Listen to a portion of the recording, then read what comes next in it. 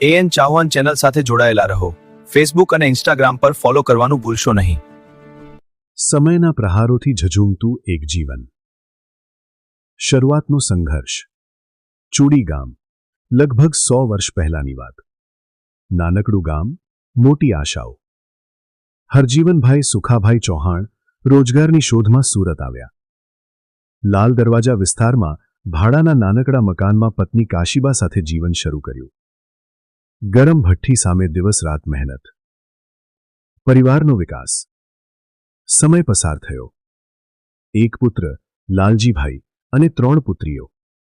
ઘરમાં હાસ્ય અને આશાનું વાતાવરણ. લાલજીભાઈ મોટા થતા પિતાનું કામ સંભાળવા લાગ્યા. બહેનોને સન્માનપૂર્વક વિદાય આપવામાં આવી. અચાનક દુઃખનો ઘા. એક દિવસ જીવન બદલી ગયું. હરજીવનભાઈને કેન્સર જેવા રોગે ઝપેટમાં લીધા. તે પહેલાં જ લાલજીભાઈના લગ્ન પાદરા ખાતે થયા હતા, પરંતુ ડિલિવરી દરમિયાન પત્નીનું અવસાન. થોડા સમયમાં પિતાનું પણ અવસાન. એક પછી એક આઘાત. નવી શરૂઆત. લાલજીભાઈ એકલા પડી ગયા.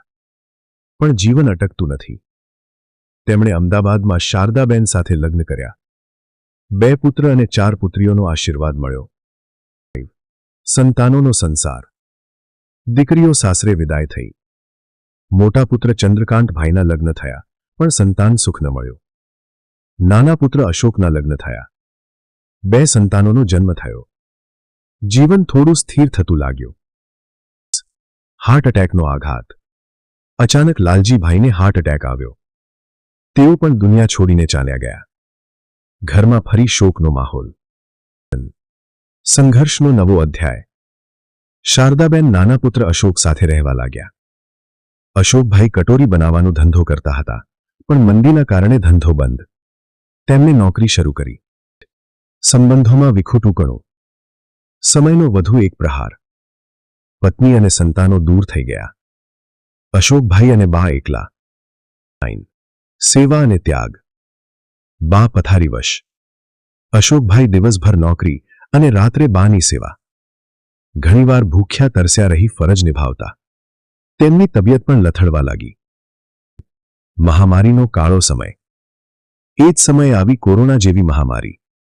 કોવિડ-19 પછી થોડા સમયમાં બા પણ ભગવાનને પ્યારા થયા.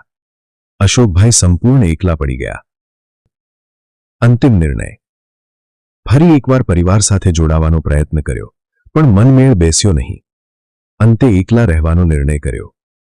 આજે પણ એકલા છે, પણ ભગવાન પર વિશ્વાસ અડગ છે. અંતિમ સંદેશ.